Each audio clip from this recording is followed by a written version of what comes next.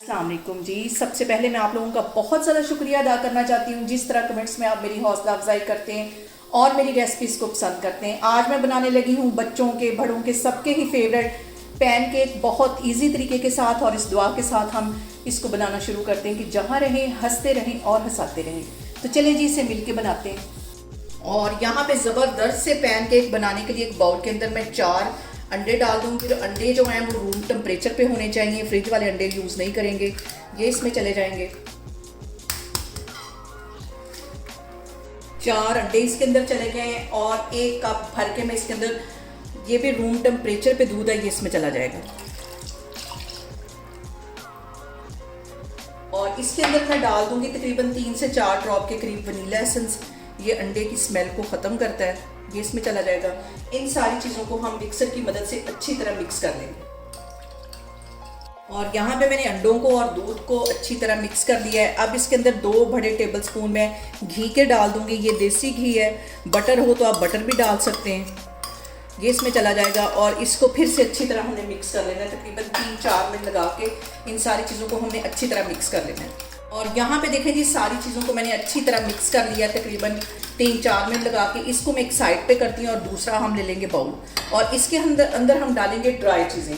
पिसी हुई चीनी में डाल दूंगी 4 टेबलस्पून के करीब, और इसके साथ ही हम इसके अंदर डाल देंगे 1.5 कप के जितना मैदा।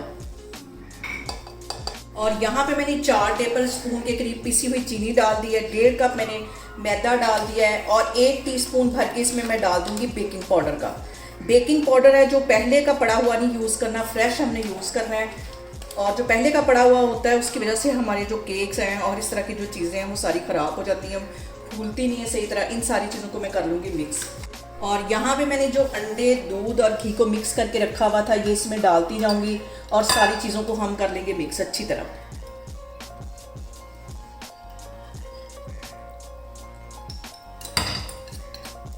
इन सारी चीज़ों को हमने मिक्स कर लेना है।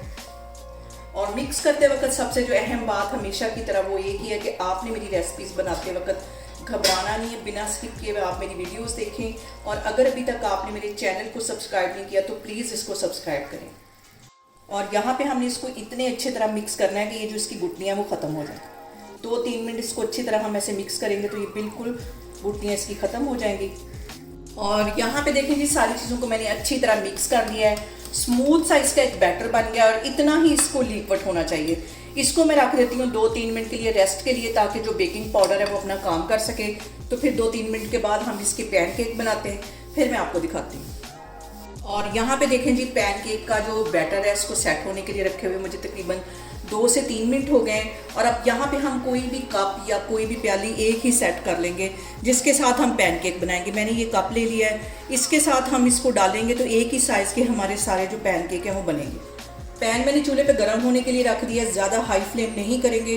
तो अब हम पैनकेक बनाते हैं। और अब इसके अंदर मैं डाल दूँगी ये वाला बैटर, और जैसे इसके ऊपर हल्के हल्के बबल्स आएंगे तो फिर हम इसकी साइड चेंज करेंगे। तकरीबन 1-1.5 मिनट लगेगा और इसके ऊपर बबल्स आना शुरू हो जाएंगे। उसके बाद मैं इसकी साइड चेंज करती हूँ। यहाँ पे देखें जी, पैनकेक के ऊपर बबल्स आना शुरू हो गए। अब इसकी मैं साइड चेंज करती हूँ और देखें ज़बरदस्त सा इसका कलर आया। बाजार से ये कहीं टेस्टी बनते हैं। अब इसी तरह मैं सारे पैनकेक बनाती जाऊँगी, फिर मैं आपको दिखाती हूँ। और यहाँ पे इसकी दूसरी साइड को भी हमने सिर्फ 1 से 1.5 मिनट के लिए पकाना है। और जो फ्लेम है मैंने लो रखी हुई, हाई फ्लेम पे हम बिल्कुल भी ऐसे नहीं बनाएंगे वरना ये फ़ौरन जल जाएगा। ये देखें, पैनकेक एक हमारा तैयार हो गया। इसको मैं निकाल लेती हूँ, बाकी भी मैं सारी इसी तरह बनाती जाती हूँ, फिर मैं आपको दिखाती हूँ। यहाँ पे देखें जी, पैनकेक्स हमारे तैयार हो गए। मैं इसके ऊपर डाल दूँगी 1 टीस्पून के करीब हनी। आप चाहें तो मेपल सिरप भी इसके ऊपर डाल सकते हैं। बहुत मज़े के ये बनते हैं। और इसके साथ ही मैं इसके ऊपर डाल दूँगी बटर के साथ इसको खाएं, बहुत टेस्टी लगते हैं। और मुझे कमेंट्स में बताएं कि आपको मेरी रेसिपीज़ कैसी लगती हैं। और मेरी वीडियोस को ज़्यादा से ज़्यादा शेयर करें और मुझे सब्सक्राइब करें। और अपना बहुत सारा ख्याल रखें। इंशाल्लाह ताला मैं एक और वीडियो में आपके सामने आऊँगी। अल्लाह हाफिज़।